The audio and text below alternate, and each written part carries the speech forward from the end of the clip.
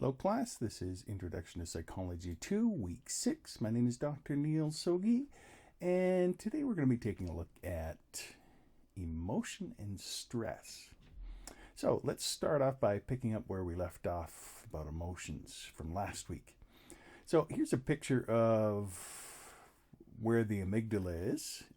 It's on the hippocampus, and if you remember from classes before, the hippocampus is responsible for processing memory, and that is significant. Now, I want you to think about back to your earliest childhood memories. What are some things that you can remember? You can probably remember something frightening that happened to you in your earliest childhood memories, or something where you saw something that was emotionally jarring or exciting or happy, but probably a little hard to remember the mundane things like what your favorite socks were, that sort of thing. And part of the reason for that is that emotion amplifies memory. And so you have the amygdala on the hippocampus. Part of it, the reason why it's there is to give some emotional flavor to memory. Emotion is amplifying memory. And so we see that with patients with the amygdala lesions, they don't have that memory bump based on emotion. And the emotion is not enhancing their memory. And so they have that extra layer of trouble with memory when there is damage to the amygdala. And you can imagine that there's a good reason for memory to enhance memory, right? You know, it's going to help you with fear, with delight, with horrible, disgusting experiences. And it's going to help you to learn. It's going to help you to remember what is great and fantastic. And it's going to help you to remember what to avoid, what is terrible. And so it's a good idea for emotions to drive memory formation. And in your brain and in mine, it appears that the amygdala has that role of transforming emotions into memory. Now, when we take a look, for example, at facial expressions, some patients have trouble recognizing fearful facial expressions. So the amygdala is helping us in so many different ways. It's helping us to recognize learning and memory and perceptions of faces, and seems to play also a huge role in helping us to recognize fear. And it's kind of an interesting way we can see that emotions and the role of the amygdala plays in intuition. And a lot of this came from Freud, actually, that a lot of emotions are happening kind of under our conscious awareness. And we almost discover them in some ways, like, why am I angry at that person? Or why am I happy to see that person? And we have to think it through almost. It's not something that is readily apparent to us. We experience it, but sometimes there are those kind of feelings about it that go along with the experience. So the way one of my students years ago described the amygdala is, it's kind of like your guardian angel. It's there to kind of whisper in your ear, danger, danger. You need to survive. Watch out for this, watch out for that. Because it's constantly picking up on things in the environment that are really below our sense of conscious awareness, but we still are able to pick up on them. And the amygdala does a good job of picking up on that. So we know that the amygdala plays a huge role in emotion, but there's other parts of your brain that also play roles in emotion. For example, in intense shame or disgust. If you see someone's face and their face, the corners of their mouth are turned downwards, you could automatically tell that they are experiencing either intense shame or intense disgust. And part of that has to do with the activation of a part of the mind called the brain called the insula. And it works along with the amygdala. There's the amygdala on the left and the right, and there is also the insula on the left and the right. And while and the insula is there as something of disgust. Now, if you've ever watched the show Hoarders, and you can just imagine walking into a hoarder's home where there's just things everywhere piled up on top of other things, and rotten food everywhere, and cat feces everywhere, and we would experience disgust from that because it smells so bad and looks so bad. And so the corners of our mouth would go down and our insula would be picked up. But for a hoarder, what they experience is disgust in getting rid of something. And so that is why their houses are so full of things, because there's that attachment and a feeling of disgust in getting rid of something. And so it makes it very interesting how the emotional experience of one person or another really dictates how they live and how they engage with others within the world.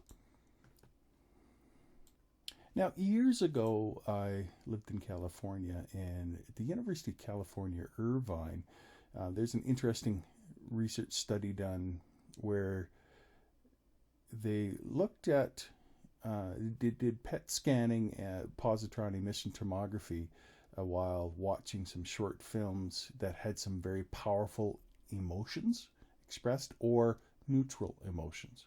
And then they went back and took a look at it, and what you can see within that kind of experiment is that the more that the amygdala lights up, that the more people will remember emotional stuff. So it's a clear indication that the emotional memory really kind of is processed by the amygdala. And this has a huge implication then later on in mood and affect disorders. So things like anxiety and depression, because when you have a cumulative experience of fear constantly, what can end up happening, and there's some variability in the alarm systems within people, but what can happen is that a series of chemical reactions take place.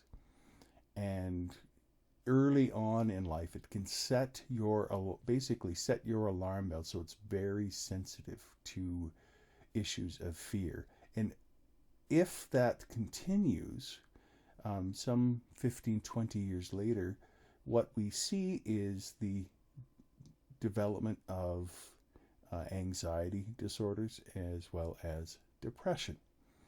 And so we see that there is a strong link between the processing in the amygdala, the processing of emotional memory, and the later development of anxiety and depression.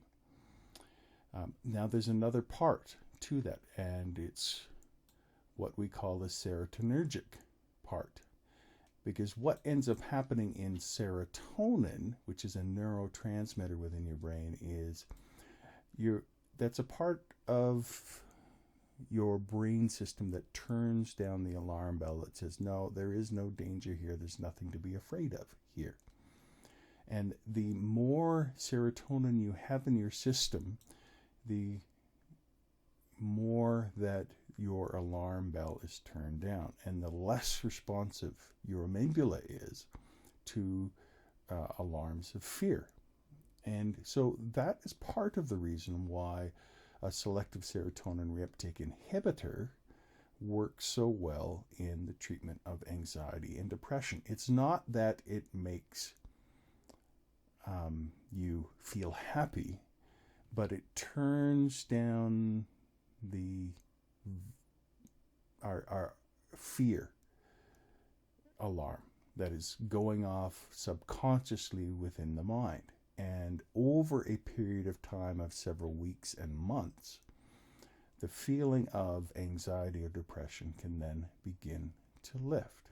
And so that's a very interesting thing where we are tying together emotion and anxiety and the environment and stress. So maybe we'll segue there a little bit into dealing with stress. What stresses you? I just want you to think about that for a moment. What is it that causes you stress in your life? It might be exams. It might be lack of sleep. It might be work stuff. It might be family stuff. Grades might be causing you stress. So there's a lot of things that can cause us stress. Deadlines might cause us stress. Traffic might cause us stress. Traveling might cause us stress. Sometimes family relationships, even when we think we have a happy family, there can be points of stress. Anytime you're dealing with people, there's going to be really some kinds of stress. And so it's important to be able to be mindful of that. And in psychology, we really kind of take a look at how and why do we have stress? How does it help us? And in what ways can it be dangerous? Now, there's an interesting writer by the name of Robert Sapolsky that wrote a fun work called Why Zebras Don't Get Ulcers. And basically, he asks, why aren't zebras stressed? They're not worrying about exams. They're not worrying about deadlines. They're not worrying about taxes or money. So what are the forms of stress that they face? And they're really looking at things like physical injury, predators, and starvation. Very fundamental things for surviving. Things that we don't have to worry about being physically attacked, generally speaking, or starving to death. So the kind of world that we mostly live in is a psychological stress rather than a physiological stress. But stress is stress, and it alters the body's equilibrium. And so we talk about stress, we can talk about the two forms. There's really that acute, where the form of stress, which is really that instantaneous kind of stress, and then the chronic stress. What's consistent, what is consistently going on. And so acute physical stress would be something like an injury. A chronic things would be like dealing with hunger or cancer or some long-term physical problem. An acute psychological stress would be a deadline. A chronic one would be working in a chronic toxic work environment, or being in a chronic toxic relationship that lasts for months and months. An acute stressor socially would be something like humiliation. A chronic stressor would be something like being isolated somewhere all by yourself, not having any friends, or being socially rejected. So in this work, Sapolsky's idea is that for animals in the wilderness, and for us maybe for a long time in our evolution, stress is typically acute. It's physical and responsive. Something happens. It's about your bodily survival, and then you act. For people in the world that we live in now, stress is often chronic. It's psychosocial. It's not a physical threat, mostly. It's something that is about us relating to people. It's about us relating to our goals, what we anticipate, what we find pleasurable, what kinds of rewards we are dealing with. So it has a lot to do with our reward system. Are we finding rewards? Are we not finding rewards? But when it comes to fearful things, we also know that we can have a sense of dread, foreboding. We dread upcoming demands on us. And there really is a neurobiology to dread. It seems to be related to things that are unpleasant, but not really dangerous. Something that we can do voluntarily, but it isn't necessarily, it's not an intense fear. It's a sense that we're not sure what is going to happen. And with some people, their insula really lights up intensely when they have a feeling of dread. And so they decide that they would rather experience a intense, horrible experience right now rather than have to worry about the dread that is coming later. So if they know that there's a way of getting out of what they imagine the long-term pain will be, they will choose the short-term pain right now. And it's quite interesting to see how dread works that way. But there's also the ways that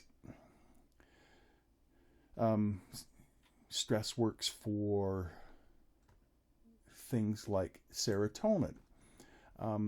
Now, if you recall earlier on, I mentioned that serotonin is used to within our bodies as a neurotransmitter to calm us down, to turn down the volume of fear.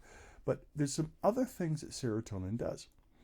First off, you should be aware that serotonin, while it does that to help protect us against anxiety and depression, it actually is mostly used and mostly found in actually our lower intestines and helps to activate systems for digestion. So serotonin's a fascinating thing, but it doesn't just do that.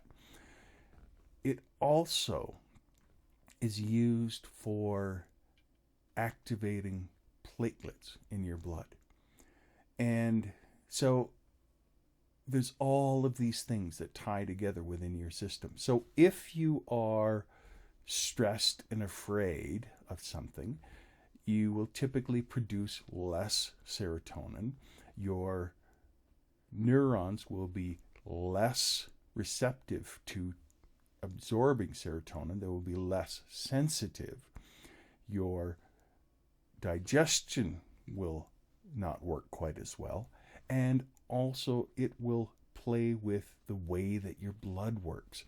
And there's been some interesting studies out of Emory University that actually argue that it isn't body mass index that plays such a huge role in indicating fatal cardiac arrest so much as it is serotonin within your system. And so life and stress and the physiological reaction has a lot to do with the emotional side of things as well.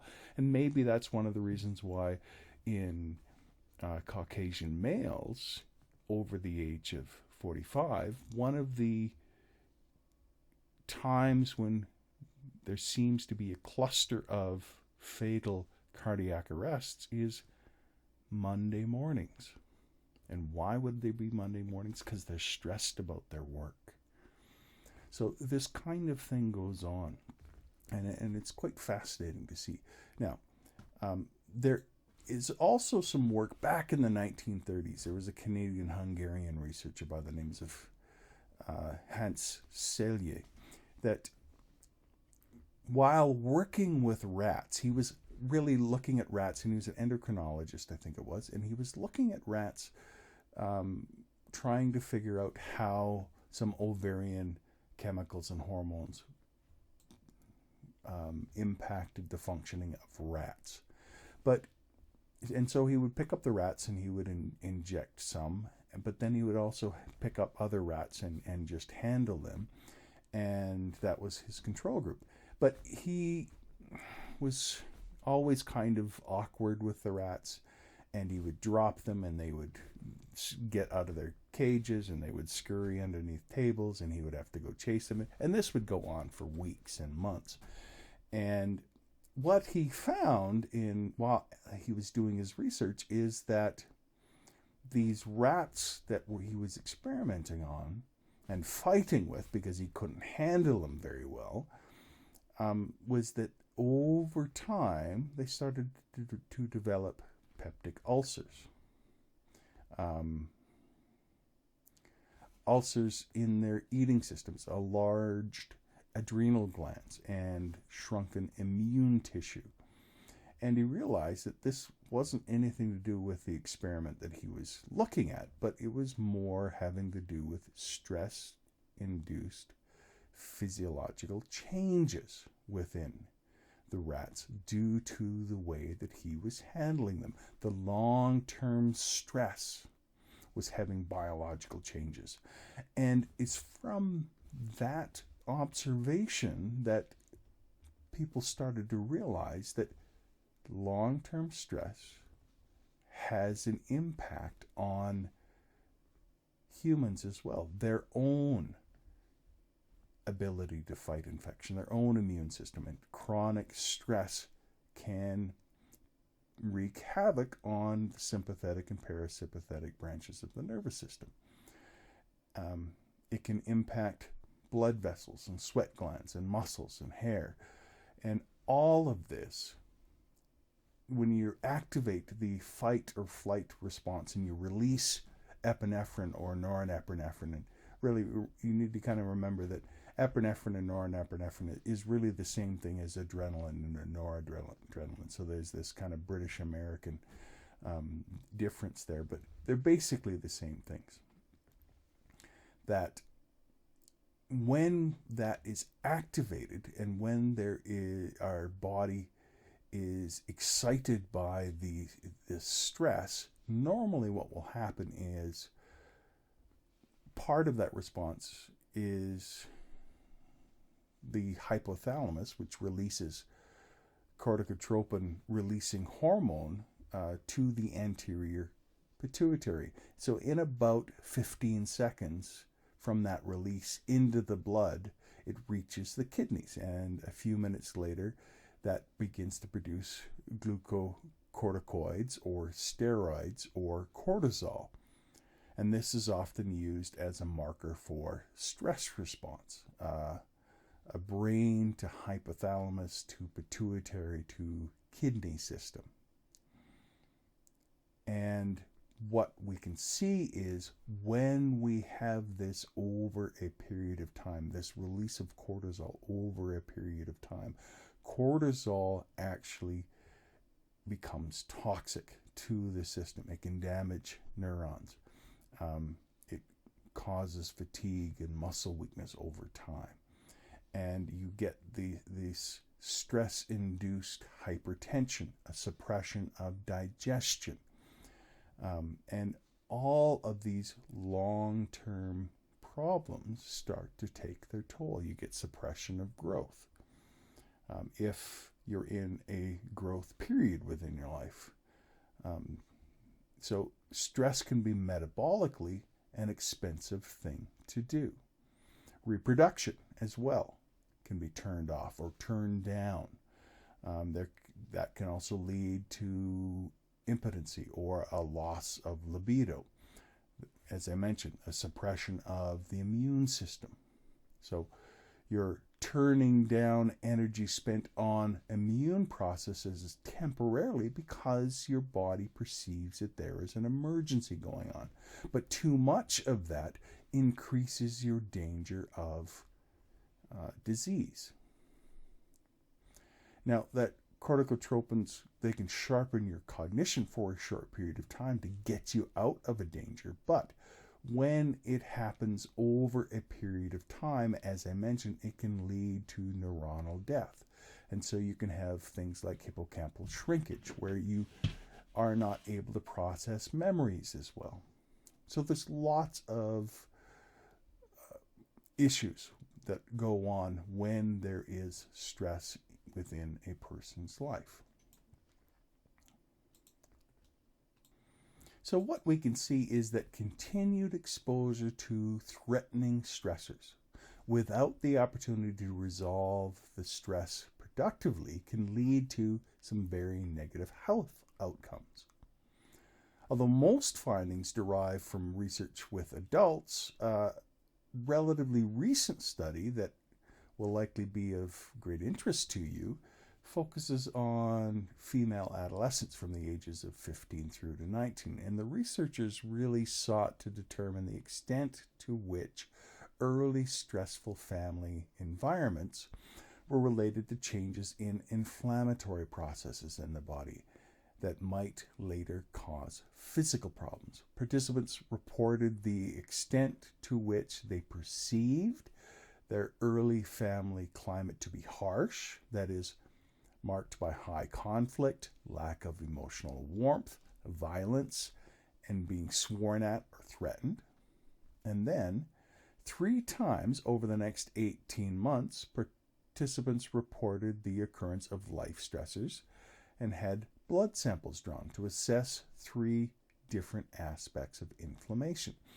And what they found is, compared with young women with non-harsh families, young women raised in harsh family climates were found to have more reactive immune systems, showing greater levels of molecules known to orchestrate chronic inflammatory responses and mark immune activation. Women from harsh families also showed a relatively decreased sensitivity to anti-inflammatory signals of cortisol. And this was especially true when women had recently experienced a major life event. The implications of this study and the findings really are far-reaching if we're able to validate them on a larger scale. But what they do suggest is that early life experiences, such as ongoing stressful home environments, may shape immune system processes and set a trajectory for responses to immune challenges like microbes, bacteria, injury in later life. That they may be associated with the development of age-related conditions as well, like autoimmune disorders, cardiovascular disease, metabolic syndromes, and chronic diseases. And as I mentioned before, those same early childhood experiences can also set your emotional anxiety system. Now, I should kind of clarify a little bit. There really are, for anxiety and depression, there are really 3 different genetic groups that you can be part of. And so it's a combination of nature and nurture.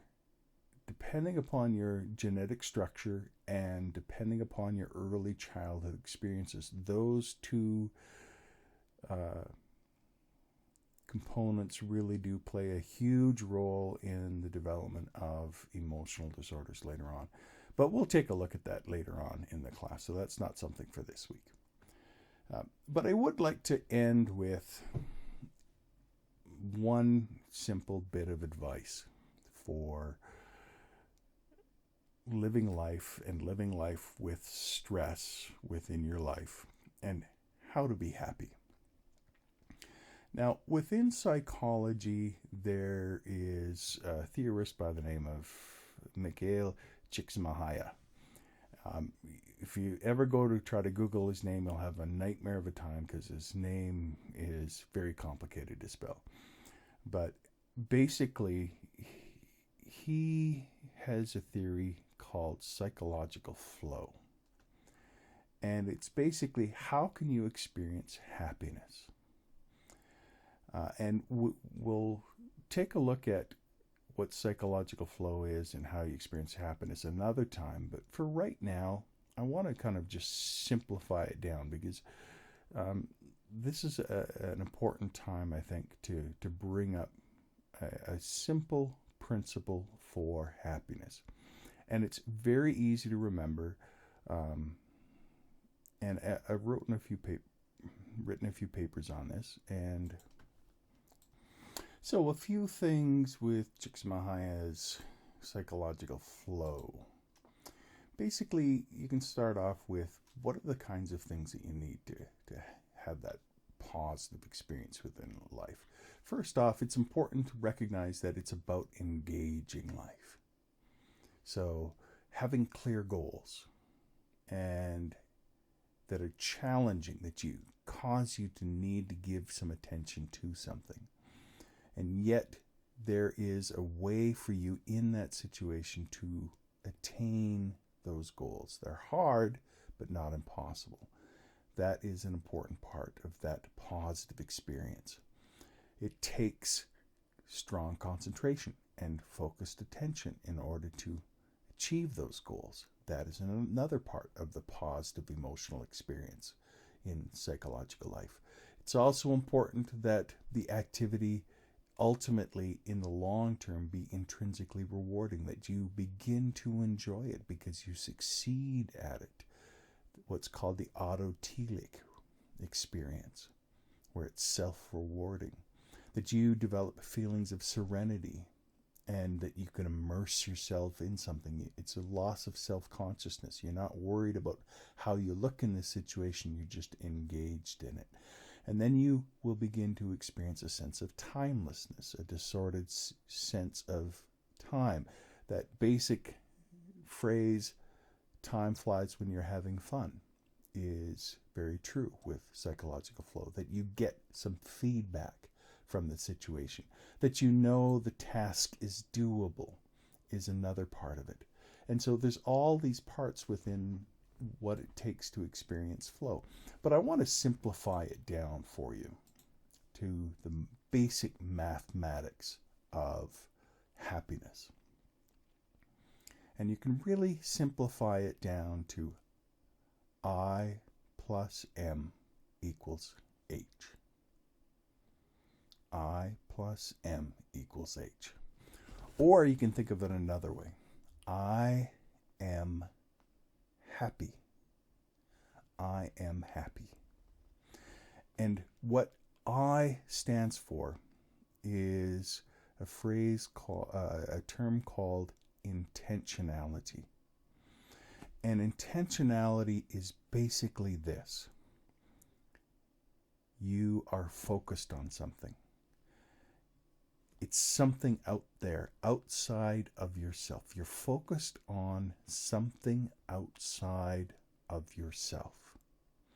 Intentionality is the essence of thought, but it is also immersing yourself into something. So one of the things you need to be happy is to immerse yourself in something outside of yourself.